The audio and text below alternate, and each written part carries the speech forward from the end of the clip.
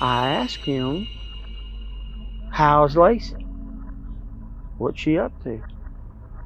I said, I haven't seen her. He said, oh, she still lives here. She's doing fine. And just changed the subject. If there's one person in the world that you're supposed to completely trust with your life, it's your parents. Whether it's your mom or dad or both, these are the people that brought you into this world, and you'd expect to have your best interest at heart. But what happens when these are the very people that hurt you in the most unimaginable way possible? Sadly, that's what happened to Lacey Fletcher. Her body was found rotting away on their couch where her parents had left her to starve and die for 12 years. Literally, her legs were embedded into the sofa, and she hadn't moved from there. It was basically, from what we were told, like a latrine or a cesspool that she was living in. But how did this happen? And why did her parents do this to her? Let's explore the devastating case of Lacey Ellen Fletcher. Her parents left her to melt into their couch to death. Lacey Ellen Fletcher was born on November 25, 1985, to her parents Clay and Sheila Fletcher. She grew up in a small town called Slaughter in Louisiana, about 30 minutes north of Baton Rouge. Lacey's dad Clay was an officer for a nonprofit veteran organization, while her mom Sheila had worked as a police and court clerk in Baker, Louisiana. The Fletchers were what everyone would describe as pillars of the community. They seemed like decent people, friendly, and never missed church. When Lacey was 9, the family moved into a neat 2-story home on a gravel cul-de-sac in Slaughter, and she began to make friends with other kids her age. Growing up, Lacey was a pretty normal kid. She attended Brownfields Baptist Academy and was described by those who knew her as a very welcoming, sweet, and incredibly smart girl. She was very active at school and was even on the volleyball team. In this 1998 team photo, you can see her beaming as she posed alongside her classmates. Her yearbook photo also shows her smiling endearingly at the camera. She looks like any normal, happy teen. She was a sweet girl. The few times that I talked to her,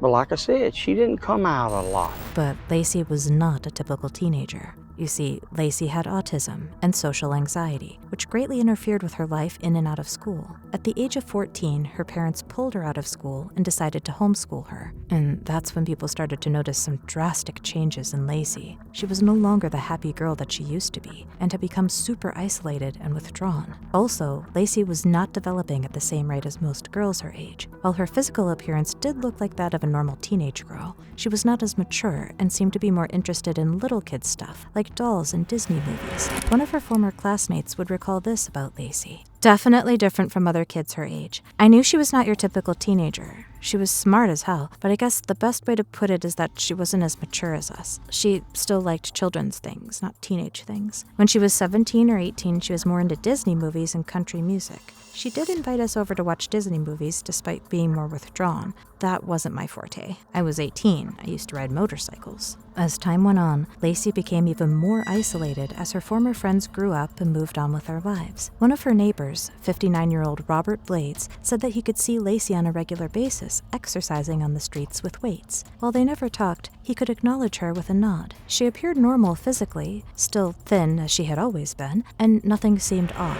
She just looked like a young woman. She was, she had these little, what do you call the little weights that you hold in your hand? The little dumbbells? She was exercising. Yes, she'd walk from her house around the circle, and she used to do that, I don't know, 2 or 3 times a week. The last time Robert saw Lacey was in 2007 when she was around 21. Then she just vanished.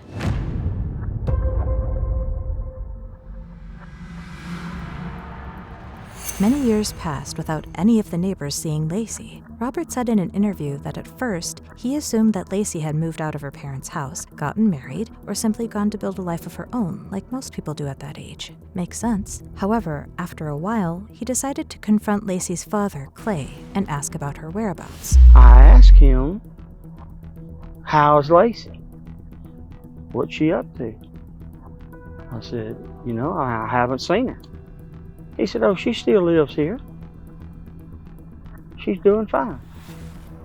And just changed the subject. That was in 2017. After that, Clay and his wife Sheila would avoid any topic related to their daughter. Most people within the Fletcher circle even had no idea that the couple had a daughter. No surprise there, since they never took her anywhere or ever mentioned her to anyone. They continued on with their lives like normal, attending church events and being respected members of the community, but nothing was respectable about them, and their true evil nature would soon be exposed for the entire world to see. On January 3rd, 2022, at about 2 a.m., Sheila called 911 to report that her daughter had stopped breathing. The emergency responders soon arrived at the Fletcher's home, but nothing could have prepared them for the horror they were about to uncover. Lacey was found dead on the couch, but that was not the horrifying part.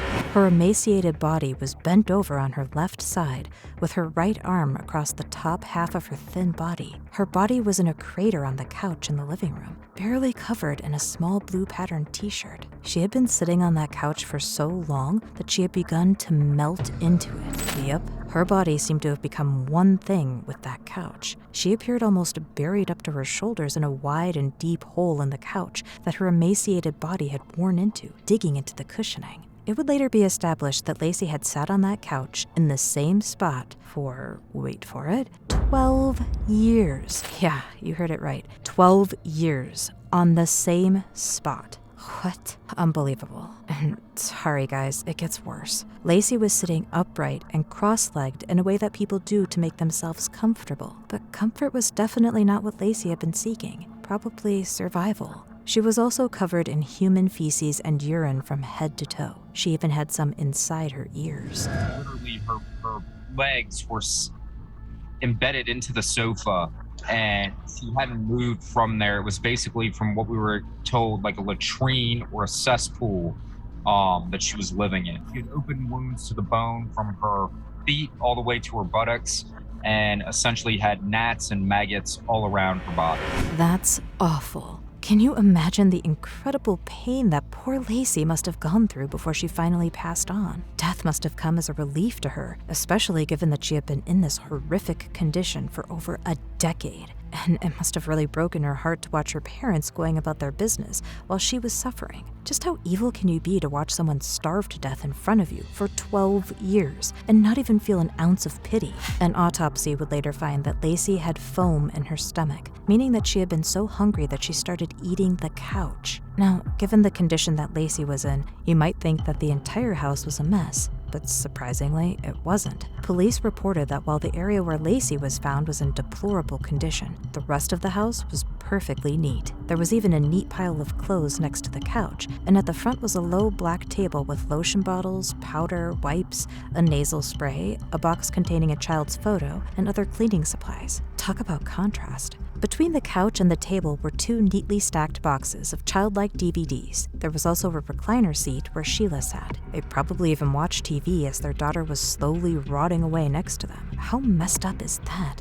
And it does make you wonder, didn't the smell bother them? Or had they gotten so used to it and the messy situation around the couch that they didn't notice it anymore? Lacey's time of death was recorded at 3:07 a.m., but the coroner would later establish that she had been dead for at least 24 to 48 hours before her mother called. The coroner would also confess that he was deeply traumatized by the case and felt sick and cried for an entire week. Imagine how bad Lacey's condition must have been to traumatize even a seasoned coroner.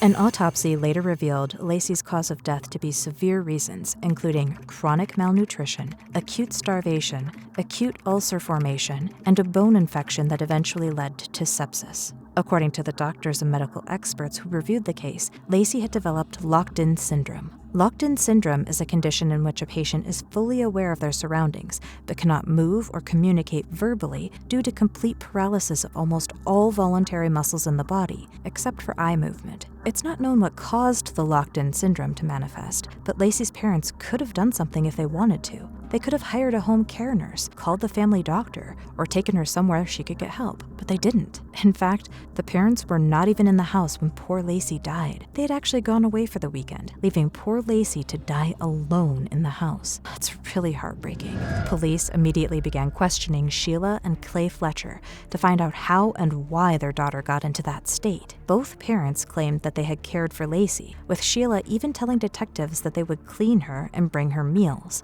She also said that Lacey's anxiety had gotten so bad that she refused to leave the living room and wouldn't move too far from the couch, not even to go to the bathroom. Still, when asked why they didn't take Lacey to see a psychiatrist or a doctor, they claimed that Lacey had been in a sound state of mind before she died, so there was no need of seeing a doctor. They said that Lacey had never complained about her sores and that she decided to live in that filth and was free to leave if she had wished to. Apparently, it was also Lacey's decision not to seek medical attention. How absurd is that? The DA, of course, disagreed with this, saying that Lacey would have been in an extreme amount of pain to refuse medical assistance. He also went on to say that for a murder charge, you have to have intent. He believed that Lacey's parents intended to neglect their daughter to the extent that it would result in her eventual death, so that she would no longer be a burden to them. On April 2nd, 2022, both Sheila and Clay were arrested and charged with second-degree murder. The news of their arrest shocked the entire community. Shocked. Very surprised. I just never, I thought, I just never thought that anything, like that would happen here. The two were brought before a grand jury, who were shown graphic images of Lacey's body and the condition she was found in. The images were so horrifying that medical personnel were on standby as the images were presented. They were both indicted for the murder, but then released on a $300,000 bond each.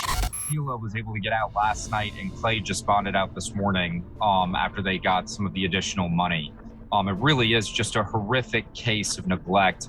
Both of them were indicted on second-degree murder charges Monday by a grand jury in East Feliciana Parish for basically letting their daughter, who had autism, rot away on a sofa, they believe, for possibly 12 years. Now, with all the evidence against them, you'd expect that the case would go to trial, and Lacey's parents would be sentenced to many years in prison, right? Well, that's not what happened. Charges for the parents of a woman found dead on a couch in January of last year have been thrown out for now. Yep, charges against Clay and Sheila were thrown out because of a mere technicality in the wording of the indictment. The decision came ahead of the trial that was scheduled to take place in June 2023. Can you explain why she was on that couch for 12 years?